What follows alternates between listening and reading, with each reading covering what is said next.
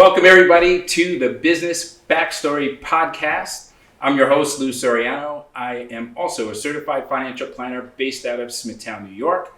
And the Business Backstory Podcast is geared towards learning and understanding the journey of entrepreneurs.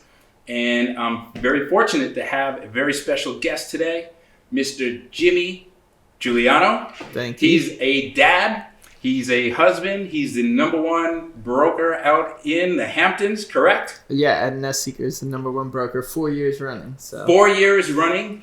And he's also on the hit Netflix show, $1 Million Beach House. Jimmy, welcome to the show, man. Thanks for having me. Yeah, I appreciate you being here. I know you're a busy guy, you got a lot going on, and we've been chopping it up a little bit. And I just want to kind of get a feeling for you as a person. Mm-hmm. We know about the whole Netflix thing, right? How's that been going? I mean, that's changed things a little bit, no? Yeah, Netflix was great. We filmed probably 18 months ago. Obviously, with COVID, we weren't able to get cameras up and rolling again, but we should be up and rolling within a month and a half. So we're excited for the next season. Okay. And nobody really knows, so keep it on the low. Okay, keep it on the low. Hopefully when this comes out, the show will be announced, right? Yeah. So breaking news a little bit. Yeah, normally they tell us about 30 days before we get cameras rolling. Okay. Because, their lead times are very short, so they don't really give us too much of a heads up. They're just like, block out your schedule for the next 3 months. Gotcha. All right, so before we get into the whole Netflix thing, and obviously we'll touch on it, but, as the podcast implies, right? I want to know a little bit about you. I want to know about Jimmy the person, a little of the backstory there. So, married, yes? Yes, married. How long? I've been married for 5 years. Okay. Yeah, we got married in Charleston, South Carolina. Beautiful. We were, met in college. I was in a fraternity. She was in the sorority. And first time I met her, she actually kicked me out of her sorority. So. Oh, no kidding. Okay. It didn't start off so great. Well, sometimes that's the way life is, right? Exactly. You got your circles, ups and downs, and comes full circle, rather. Exactly. And you have a son, correct? Yep. Rocco? Rocco is 1.5. Beautiful. And we actually have one on the way. So congratulations. We're excited about it. Number 2 and another boy. So. Oh, another boy. So you know what you're having. Yep. The blue eyes like that, I'm thinking too, right? Yeah, my son's like my mirror image of me, just better looking. I've seen pictures of him on Instagram. I'm kicking stuff down here. Beautiful baby boy. God bless. Thank you. Bless. Thank you. So I know you're a busy guy, number one in your firm, past 4 years running, you're saying. Mm-hmm. How do you manage the work-life balance? That's got to be tough, right? Sounds like 2020 was an incredible year, right? You had all this activity, business is great, new baby boy, growing family. How do you balance this stuff? I mean, it's definitely tough. I mean, I'm not perfect by any means. When I first started my business, I was obviously 26 years old, 25 years old. All I had to do was wake up and go to work. My wife at the time, was working as well. So it was a good balance because while she was at work, she didn't really, bother me. And I was just grinding away. Right. And then obviously you get married, things start, prospering even more in your personal life and then in your business life. And then you have a son. And then things really change. So she stopped, obviously working. She's, at home, but now it's a little bit harder because she wants me to be with her. Right. So she's pregnant again. I'm trying to juggle, family life. I obviously love spending time with them, but, there's only so much the team can do without me. So I really do still plug away 60 to 70 hours a week. Wow. That's a lot. During COVID, I mean, while the market's hot, you got to take advantage of it. Absolutely. This could be turned off within 60 days, and then I might not pull a paycheck for 6 months. So it's a crazy field, right? So, and I'm jumping ahead a little bit, but that's okay. We're just gonna chop it up and talk, worries. Right?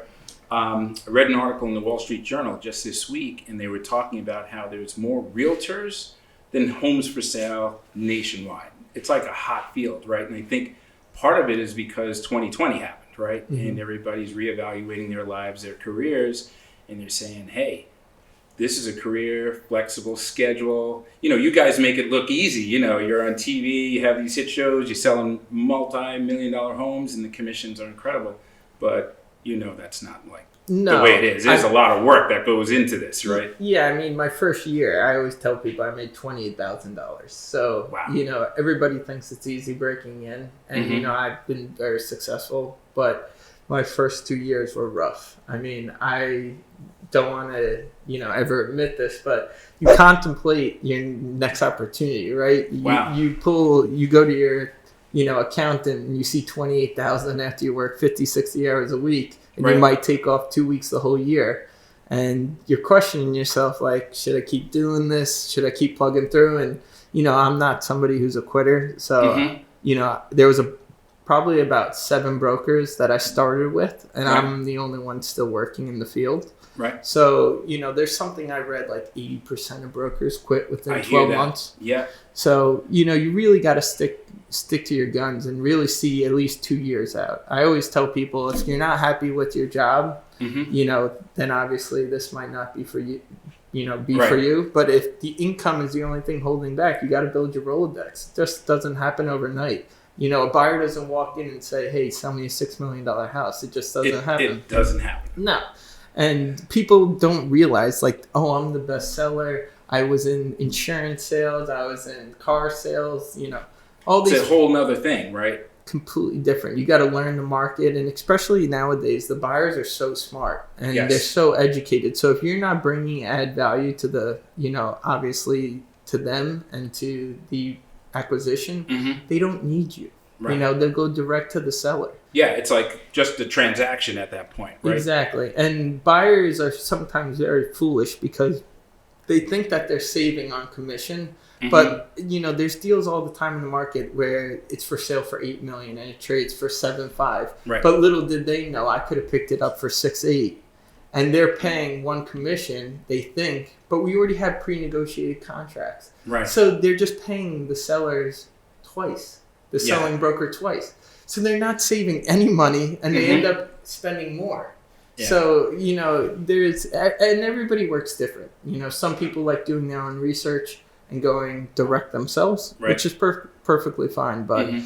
I've seen a lot of mistakes. Does that happen a lot? So the market you're in out in the Hamptons, and before even, like, I think it was Alec Baldwin once, he says there's no such thing as the Hamptons, right? There's all these towns that comprise the Hamptons. Exactly. So for whoever may be watching, who some people think Long Island is like the whole thing, right? Exactly. So define like the Hamptons, and then explain how that market is so different from, let's say, Western, like from Riverhead. Correct. West. It's a whole different thing, right? Yeah, I mean, the Hamptons are a very unique place. Like, every little hamlet has a completely different feel. Mm-hmm. So I was born and raised in Southampton. Southampton's a nice, quiet little village. It's like the old days. I would say everybody knows everybody. You walk down the Right. street. I walk into a restaurant. I know their kids. I know them. Right. They know me. They know my family. It's a very nice feel. Like, Mhm. and that's why that's where I put my roots down and where my family's going to be. Sag Harbor is a beautiful boating community. Sag Harbor was one of the communities that was fighting with Manhattan back in the shipping days Mm-hmm. when they would come from England because the natural port. Right. Sag Harbor actually had a better natural port than Manhattan. No kidding. So Okay. that's why all the yachts are in Sag Harbor, because they're naturally protected in the coast. I see. And they have deep waterways, so you can get 90-foot, 110-foot boats. Mm-hmm. So what they've done is they've actually engineered boats in Italy and some of these big ones like San Lorenzo and all these other high-end yachts, Right. where the drawbridge, because there's a bridge that's only a certain height. Oh yeah. I forget the name of the bridge, but I know what you're talking Going about. right into Sag Harbor Village, yep, from North Haven. And what they do is they design yachts so that the top draw of the boat folds down to slip right underneath. Wow. It's insane. Wow. So, like, that's how good of a port it is, that they're Right. designing boats just Around the port. Exactly. So it's an amazing feel in Sag Harbor. I love it. The restaurants are on the water. Mm-hmm. It's a very cool feel. Then there's Bridgehampton, where my office is. Bridgehampton is a lot of farm fields, really beautiful, because that's one of the last areas to be developed in the Hamptons, Mm-hmm. Bridgehampton and Sagaponic. So you see a lot of reserve land where you see farm fields, farm stands. Right. Very, very cool.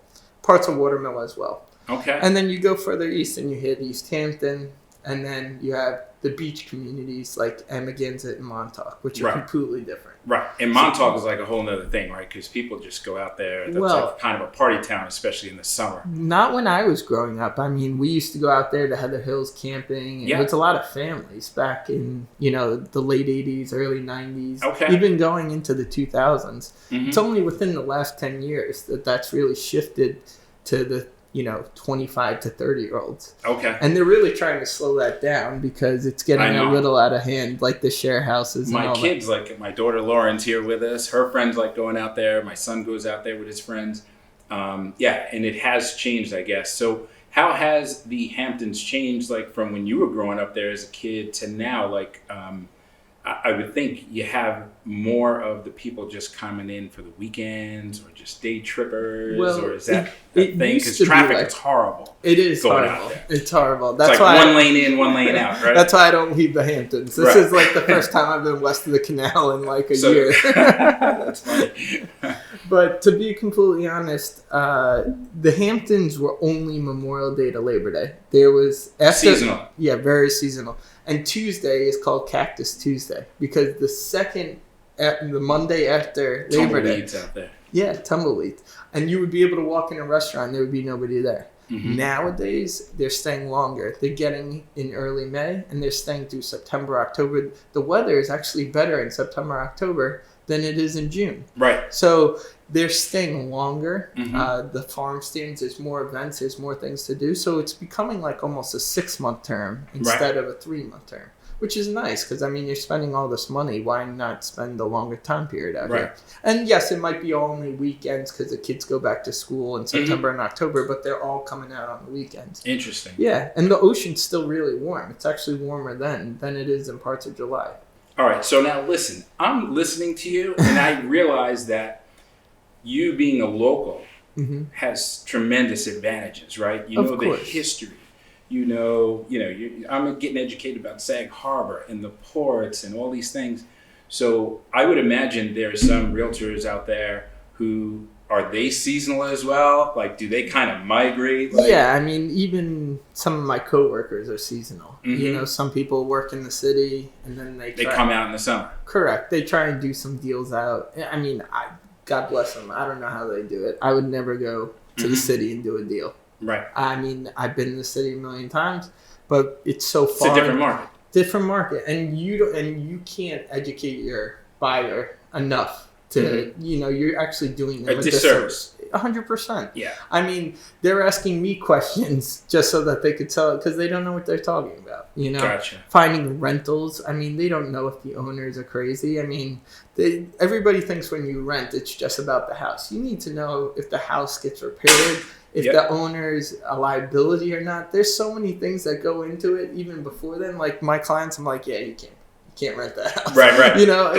Don't do it. Like, unless you live and breathe the market, like up here, would I come up here and sell a house? No, I would call you. Right. Because that's your specialty. Well, you call my son. He's the realtor. Yeah, I'll call your son. I'll call your son. Call Justin. He'll tell you.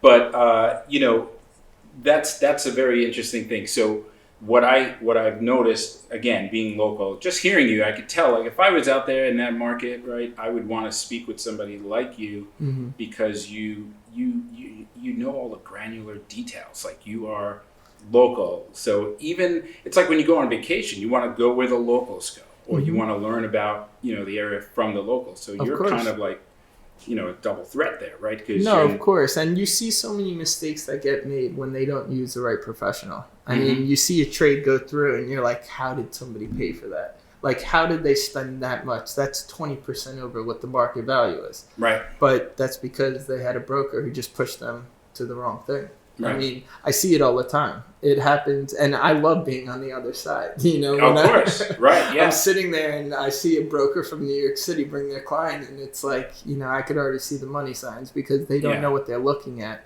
And they might not know that the hospital is right next door and that the traffic that goes in front of this is terrible, but they're not getting educated by their broker. The local knowledge is invaluable. 100%. If I was to buy up here, I would probably come here and I would speak to multiple brokers. You see some of these buyers, they speak to one broker who they've never met in their life. Mm-hmm. They come out with them, and pretty much the broker opens the door. That's all they're doing. Yeah. So one thing I've learned about you, I did a little research on you, is a couple of things, right? You're not the type that's just going to like open the door, show the house, and hope the house sells itself. No. Although I would imagine that does happen, right? You're dealing with people with money. Yes, they just fall in love with something. I don't know. No, trust me, it does happen. Mm-hmm. Like I get those phone calls. Like you just get lucky almost, right? 100%. Like I've sold houses within 5 minutes of meeting people. Mm-hmm. I was like, these are the 3 houses you should see, and I hit it right on the head. Right. But does that happen normally? No. No. I mean, most of the time they rent for a couple of years. When you're spending 3, 4, 5, 6 and up, you rent for a couple of years. You like the different neighborhoods. Like right. You check out Sag Harbor, you check out Southampton, you check all those areas out, and then you purchase. It's normally 2 to 3 years before somebody buys. Oh, okay. Yeah, so that's how I really started my business. Mm-hmm. Was I sat in the office, I'm like going on all these listing appointments. No. You have never sold one house. Right. Why would we hire you? So I was like, all right, I hit my head against this wall this many times. I need to switch it up. So I was like, look at all these rentals, and you make, in the Hamptons, you make 10%. I was going to ask you about that because it's unique, right? You have 6-figure rentals for the season. So I've done and you can make a nice rentals. Yeah, okay. Yeah.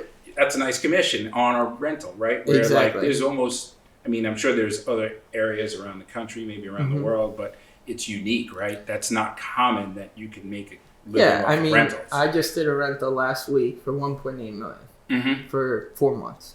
Right. Insane. But he's a $50 million buyer. So, he wants to rent on the ocean. Right. He wants to feel it out. Mm-hmm. And then there's 3 houses on the street we're going to look at during the summer. And he's going to obviously, if one of them clicks, he'll make an offer. He'll make an offer. It takes a lot of work. The bigger the deal, the more hands that are in, because they have referrals coming from the city. It's not just me. Right. That's the thing, is everybody always sees like that big number, right? And they're like, wow, you made that much money. I'm like, no. That pie gets sliced up a bunch of ways. My son is learning that too, Exactly. There's 5 other hands in there. Right. This referral came from this person, Exactly. So, okay. But it's smart to do it. A lot of people always say, oh, I'm not paying referrals. Very, very short-sighted.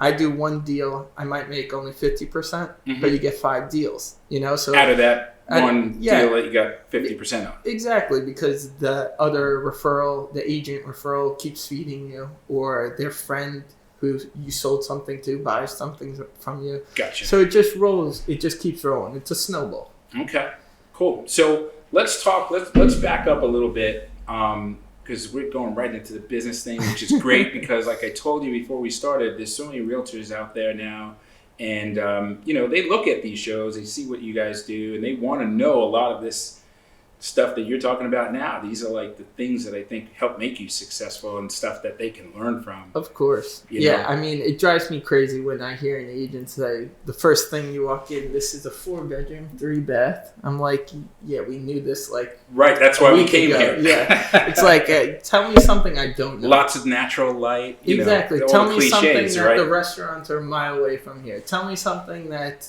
I wouldn't know from reading the description that obviously we've already read. Right. So that's the most important thing I would always say is bring something to the table. Yeah. Don't just regurgitate what you read on the listing. I agree. Yeah, I agree. It has to be something different. You have to, have that value or the knowledge of the area you're trying to serve. And learn contracting, right? Like, am I a contractor? No, but I've been on job sites since I was 16 years old. So I know what things cost.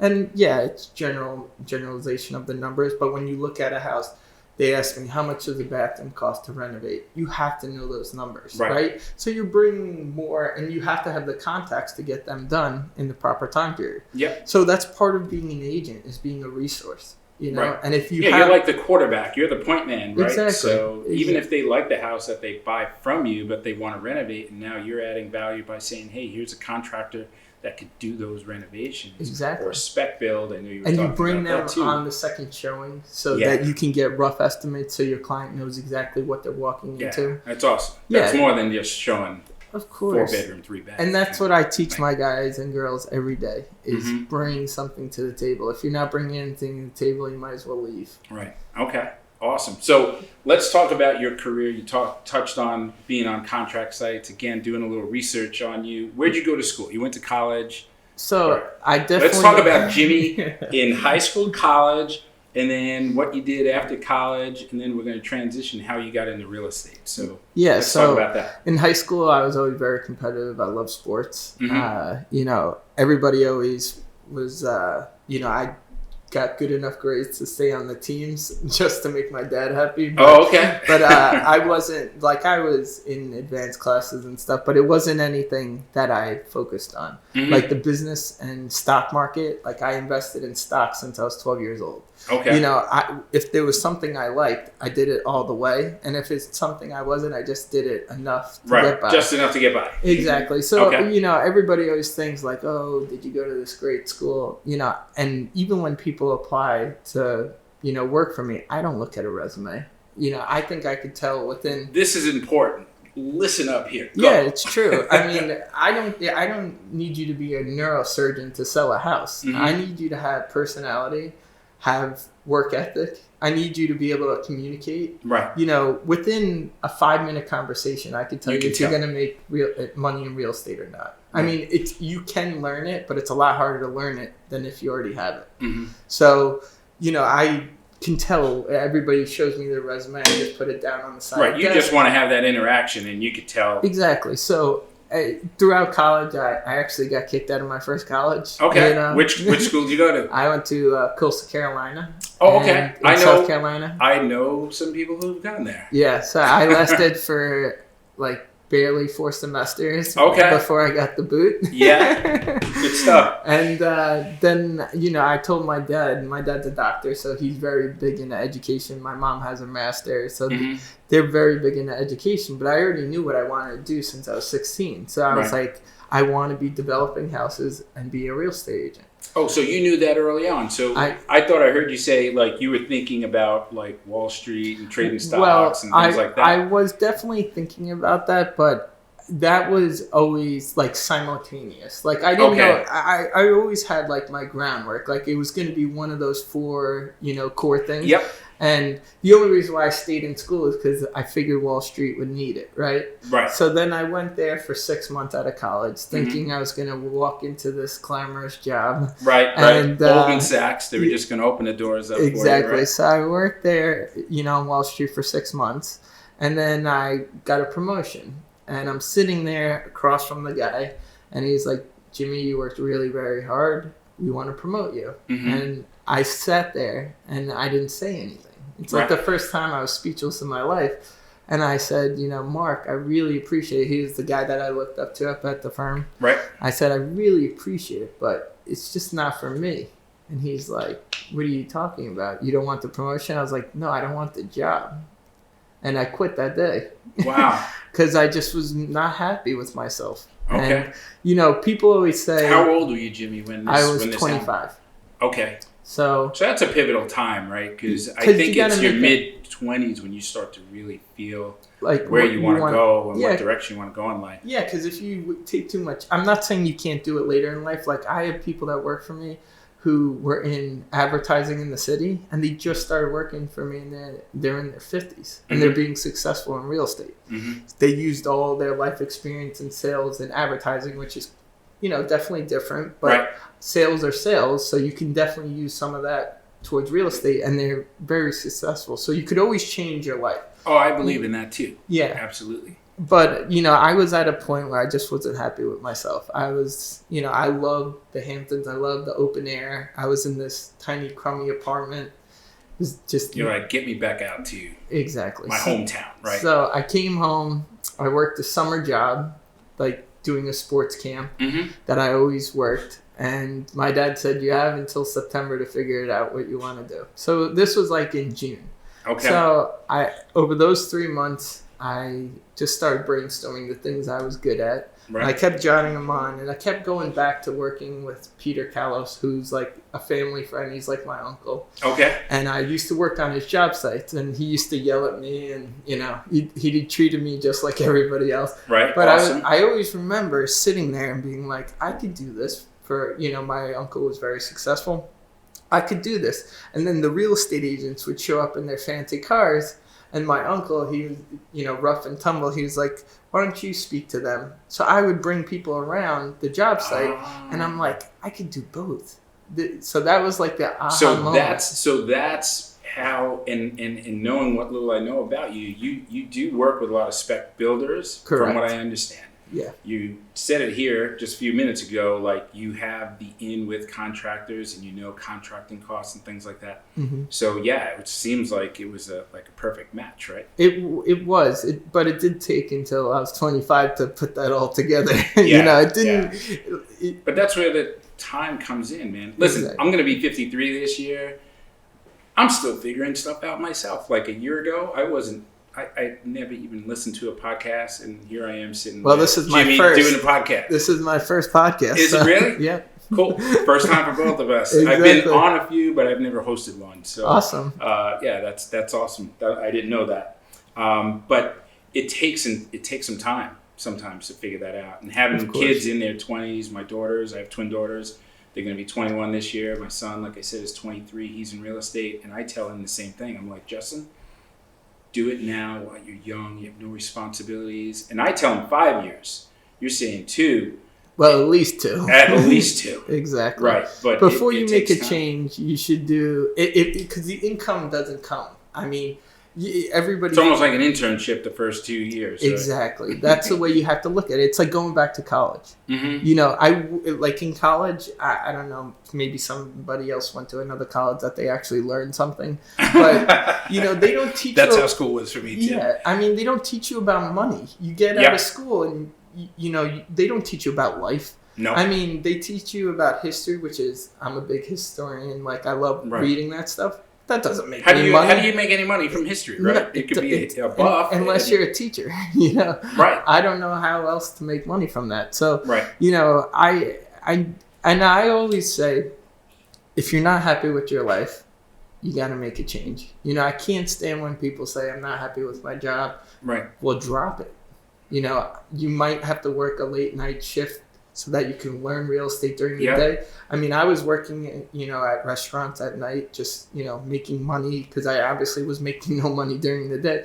And I was doing odd end jobs and stuff, like whatever I could do to make some money at night. So during the day, I could focus on real estate. Yep. And then slowly but surely, I phased that out because I didn't need that, small income. Right. And it's like the part-time gig. And that's what I talk about all the time in some of the videos that I make. And when people ask me about my career, it was very similar. It's like it comes a point where, like, your day job becomes, you have a day job and a side gig, and then all of a sudden the day job becomes a side gig, and the side gig is like your full-time thing. Exactly. That's your career. Exactly. You transition over. And I want to do a social experiment. So I've been talking because I truly believe if somebody has work ethic, I could teach them to make money. I really do believe that. I think that in this world, there's so many people that have strong work ethic. They just don't know the direction. Right. And they don't have the opportunity. Yep. But sometimes you have to make your opportunity. But I think I could take somebody who's working, and there's nothing wrong with this, working at McDonald's or 7-Eleven, and I bet you I could turn them into making 6 figures in less than 3 years. Wow. I really do believe that. Yep. And I'm going to do a social experiment. Obviously I have to find the right person, yep. but I've been looking around because I truly believe in the American dream. I really do believe if you have ambition and you have the work ethic, you can make anything of yourself.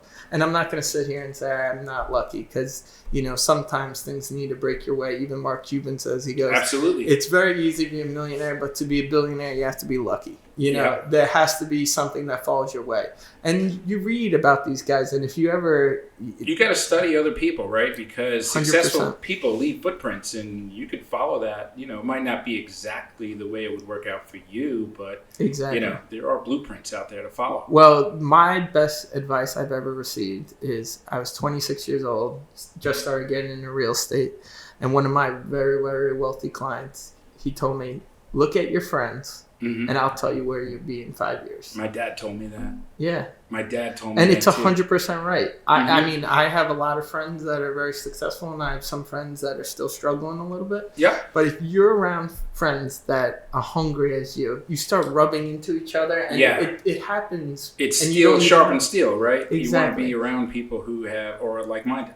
Mm-hmm. And it really does point you in the right direction. All of a sudden, one of his friends who works with him at a law firm in the city is looking for a house. Like, there's just so many things that it spiderwebs out to in my business that all of a sudden, just because of one friendship, it turned into a business deal. Now, I would have never got that business deal unless I was around successful people. Right. You know, I was just doing a speech for the Wall Street Journal right before COVID hit. Mm-hmm. And there was a panel of people in New York City, and, you know, I did my whole thing. Right. And then one of the biggest developers in New York City goes, I like what you said. He goes, you know, a lot of people say this fluff and, you know, all this, you know, oh, real estate's great, the market's great, but you actually said facts. Like, and that's the best way to do it, is just say the facts, because nobody could ever say you're wrong if you just tell them the facts.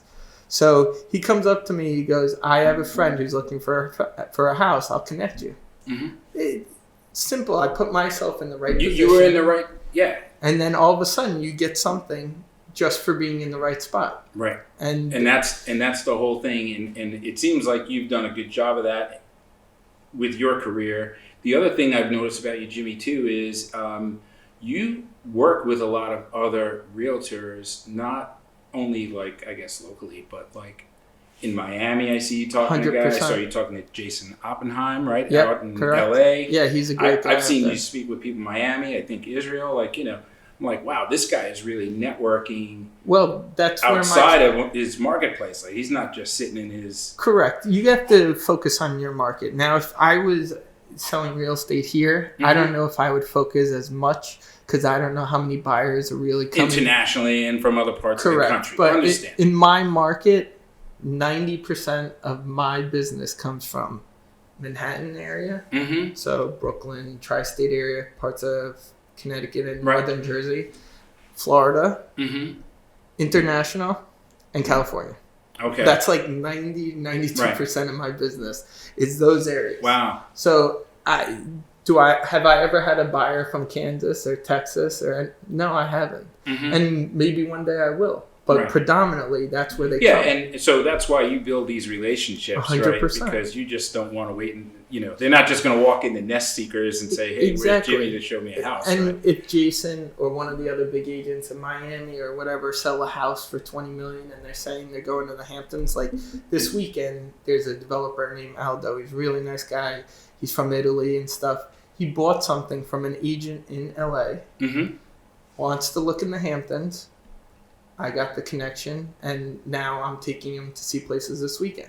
Right. All from Italy to LA to the Hamptons. Right. And that connection would have never been made if I wasn't networking. Exactly. So when you network too, this is something I want to point out to the young, aspiring realtors. I'm a financial planner. I work with a lot of realtors.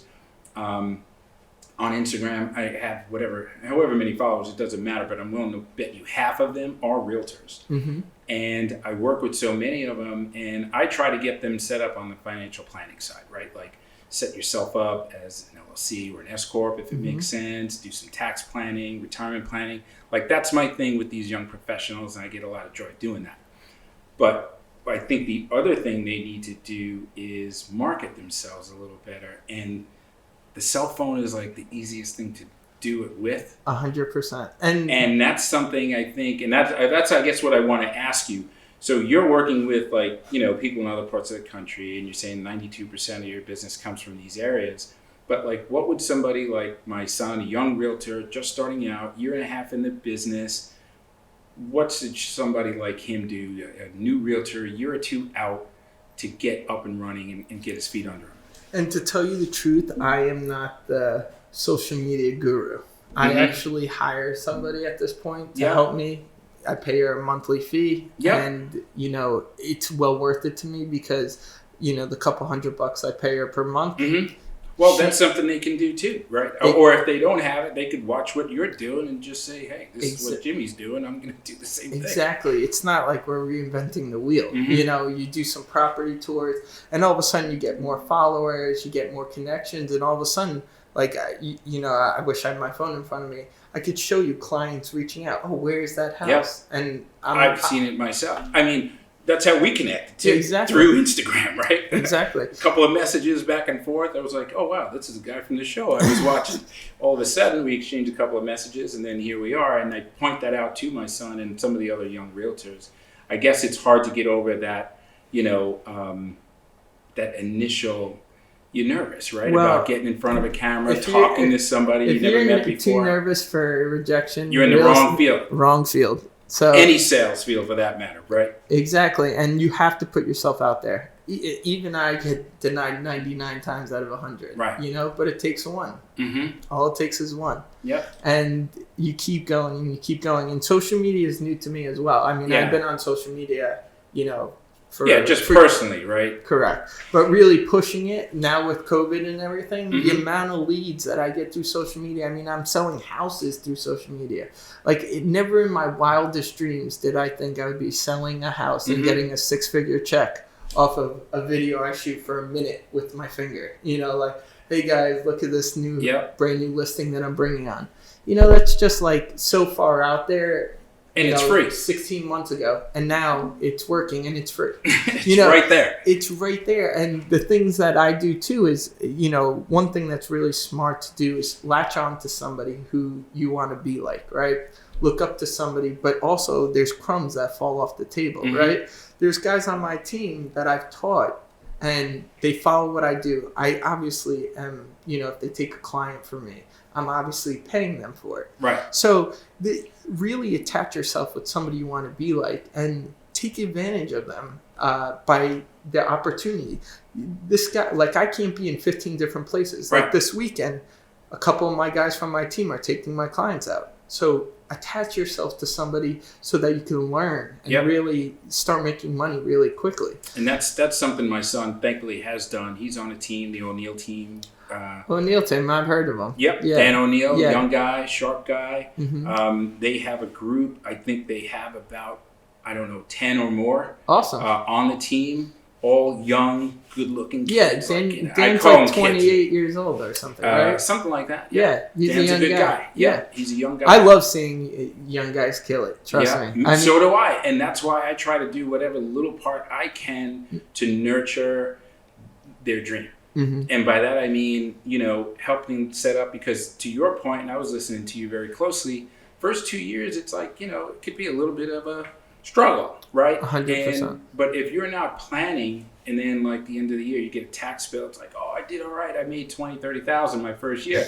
And then it's like, all right, I need 10,000 of that for taxes. And you're like, oh, well, I don't have it. Well, why? We weren't planning, right? We weren't putting money away. 100%. And I think people are too complacent. Like, you're not going to make money, right? Mm-hmm. So get that side hustle, get that bartending job, get that waiter job. I love that you say that. And I'm hoping people are going to listen and clip that out, because here's Jimmy saying this is what he did the first 2 years, right? Of course. They only see you on Netflix now. And it's like, well, yeah, he just kind of started selling $1 million homes first year out the gate. Yeah, and that's the thing, is they think that, because of the show I'm selling this stuff. I did the 1 in 3 biggest deals in the Hamptons before the cameras even rolled. So I was doing this before. So, the fallacy of like Netflix and stuff, like some of these people definitely do blow up. I'm not saying my business hasn't gotten bigger, right? But it was already large before. Mm-hmm. And like, I always try and teach people, the cameras mean nothing.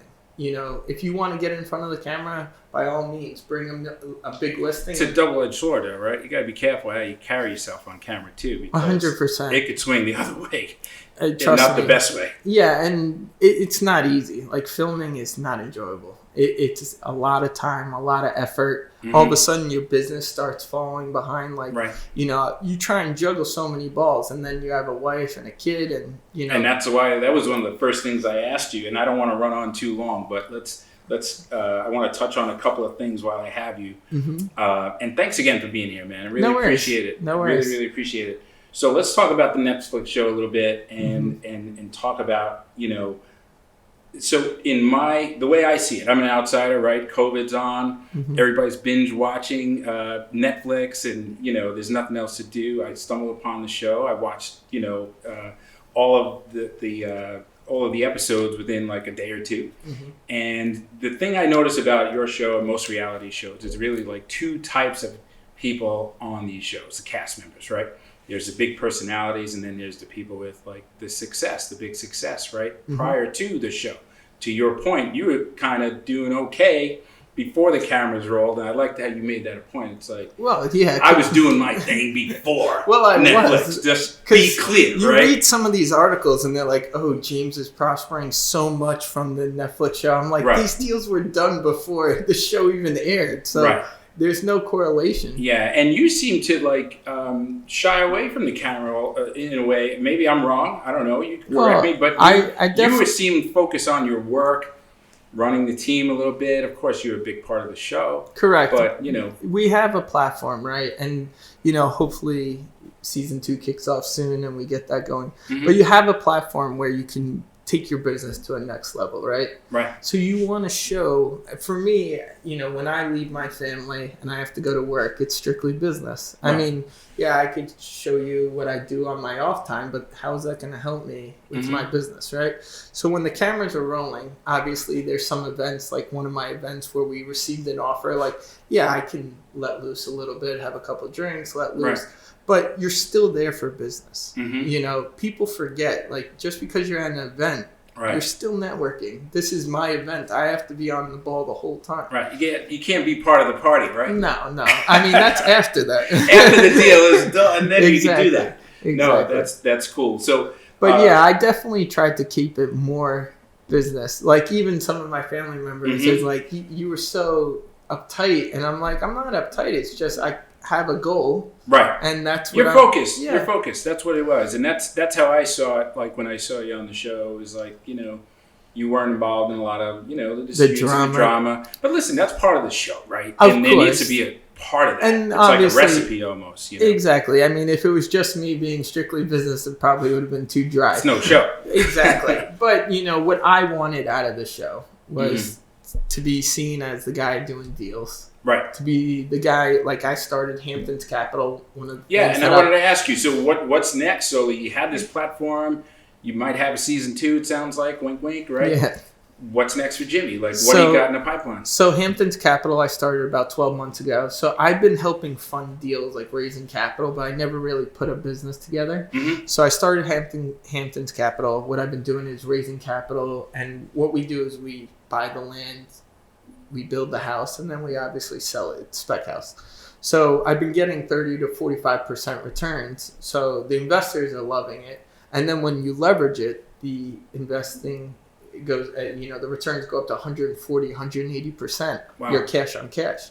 So it's been very successful. I mean, I've been doing that for 6 years anyway, but now I'm more focused on that because there's a lot more time and effort that needs to be applied to that, but there's a lot more to prosper from it. I mean, there was one house we just sold. Sounds amazing. Yeah, there was one house we just sold. We laid out 2 and we made 3.5. So, that's, what most people make in a year in real estate, like the top guys. And I did it off of one house. So if you do, 5-6 houses a year, you could see how you could scale it really quickly. Right. So that's what I've been really focused. And obviously I'll sell my own product and stuff like that. But that's what I've been really focused on. That sounds pretty amazing. And then talk to me a little bit about the team. And I also saw something about you looking for interns. Correct. Kind of leads into you wanting to mentor some young people out there. And then we could wrap up a little bit. Yeah. So the team has been good. I mean, obviously my business has doubled and tripled every year. This year will be tough compared to last year. It'll definitely go up, but I don't think I'll double it. But the business definitely gets bigger every year. And obviously, I have a kid now, and I'm still doing 60, 70 hours a week. There's only so many hours in a week you obviously kill yourself. Right. So you want to balance that. Exactly. You want to be as efficient as you can. So I've been slowly growing out my team. Obviously, there's some growing pains. Everybody's got to click right.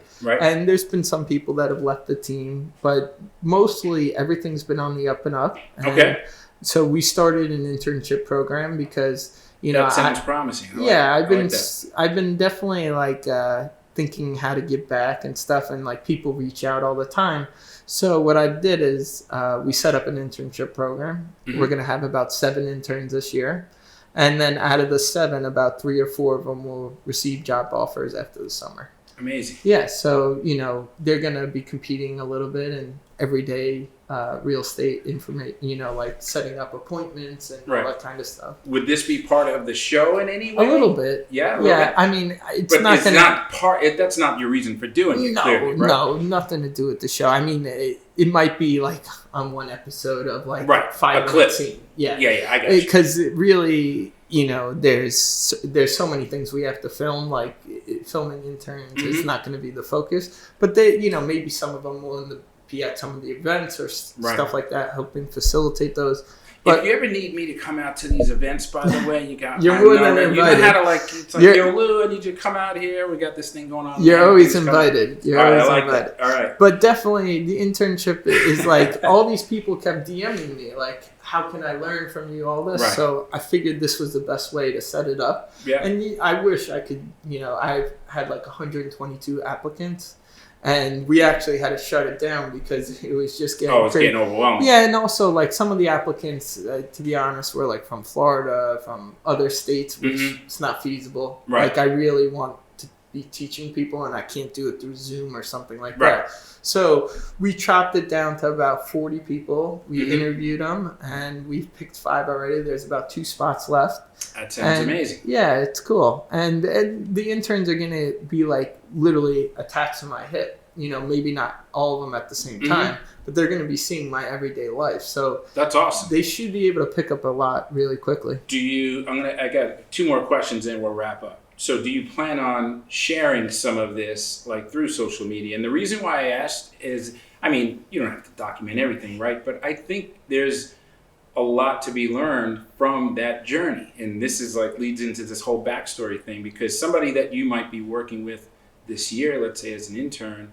well, they might be Jimmy 3-4 years from now. Exactly. And it's kind of nice to see that progression. Of course. I mean, I've thought about it, but the problem is like I'm already filming one at the same time. No, I'm talking about on your cell phone, bro. Just like, hey, we're going for a listing, and this is my intern. And it's a good idea. I definitely will. Definitely. Like you could literally make your own reality show with. Well, that's your what Instagram account. Almost, my social media girl Tara, she was telling me to do like a YouTube series. Yeah, like, or something along those lines. Call it like the intern. I'm like, it doesn't have to be a big production. I mean, you could probably do something like that on your own. Exactly. All right, listen. One other thing. Tell us one thing, if there's anything that we might be surprised to learn about Jimmy.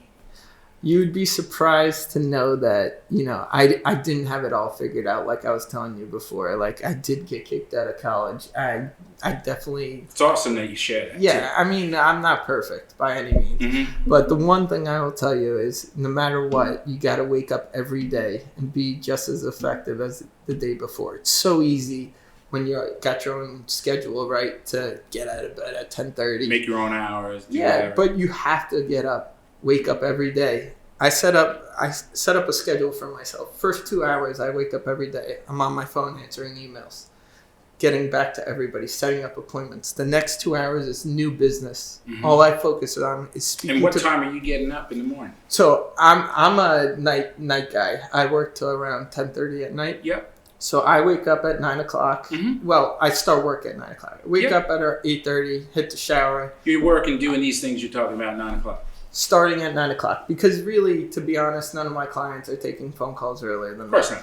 So, and most of the phone calls happen at night. That's something you don't realize in real estate. People are working the day. Excellent. My main hours are from 6 to 10:30 at night.